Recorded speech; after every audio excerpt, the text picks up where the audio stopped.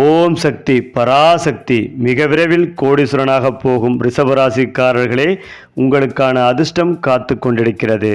பொதுவாகவே ரிஷபராசிக்காரர்கள் புதிய திறமை படைப்பவர்கள், எப்பொழுதுமே அமைதியையும் உழைப்பையும் நம்பக்கூடியவர்கள்.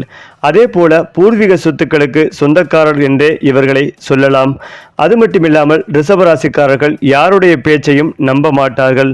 அவர்களது உழைப்பை மட்டுமே நம்பக்கூடியவர்கள்.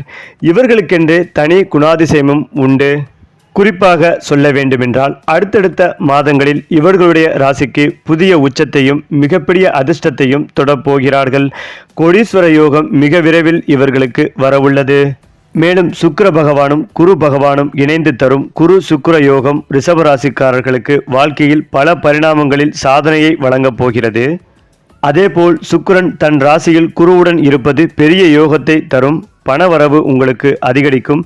பார்ட் டைம் வேலை வாய்ப்புகளும் கிடைக்கும். கூடுதல் வருமான வாய்ப்புகளும் உருவாகும். குடும்பத்தில் மகிழ்ச்சி, சுப நிகழ்ச்சிகள் நடைபெறும். பேச்சு வசீகரம் அதிகரிக்கும்.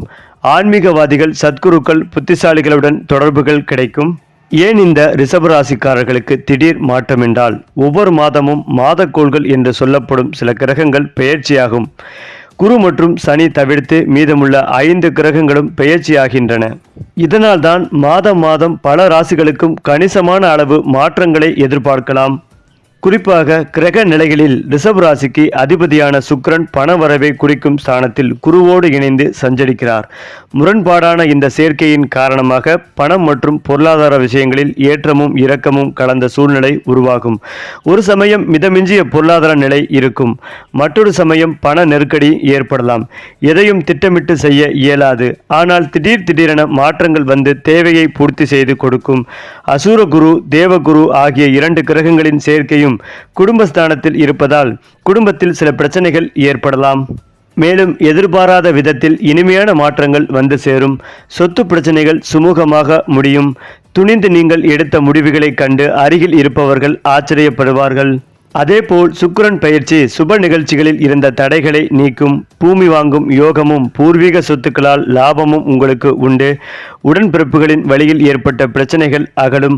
ஆவணி மாதத்தில் 2ஆம் பாதியில் சுக்கிரன் சிம்ம ராசிக்கு செல்கிறார். உங்கள் ராசிக்கு அதிபதி சுகஸ்தானத்திற்கு செல்லும் இந்த நேரத்தில் மகிழ்ச்சிகள் வந்து சேரும்.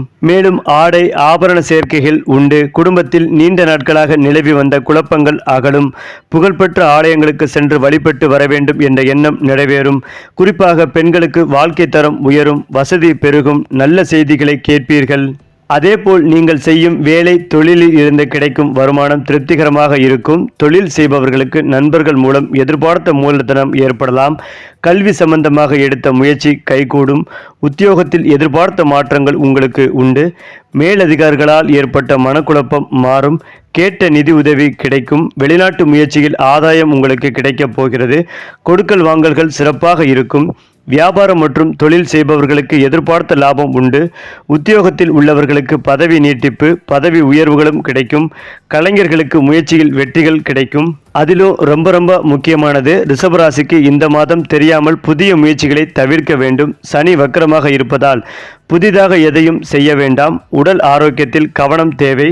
குறிப்பாக ஆடி மாதம் நிறைவடைந்து ஆவணி மாதம் பிறக்க உள்ளதால் ஒவ்வொரு கிரகங்களும் குறிப்பிட்ட கால இடைவெளியில் ஒரு ராசியிலிருந்து மற்றொரு ராசிக்கு பெயர்ச்சியாகுவது வழக்கம். இந்த கிரகங்களின் நிலைமாற்றம் மற்றும் இடப்பெயர்ச்சியானது 12 ராசிகளிலும் தாக்கத்தை ஏற்படுத்தும். சில ராசிக்காரர்களுக்கு சுப பலன்களையும் சில ராசிக்காரர்களுக்கு அசுப பலன்களையும் உண்டாக்கும். அதே போல்தான் ரிஷப ராசிக்காரர்களுக்கு கோடீஸ்வர யோகம் 30 வருடங்களுக்கு பிறகு உங்களுக்கு கிடைக்கப் போகிறது.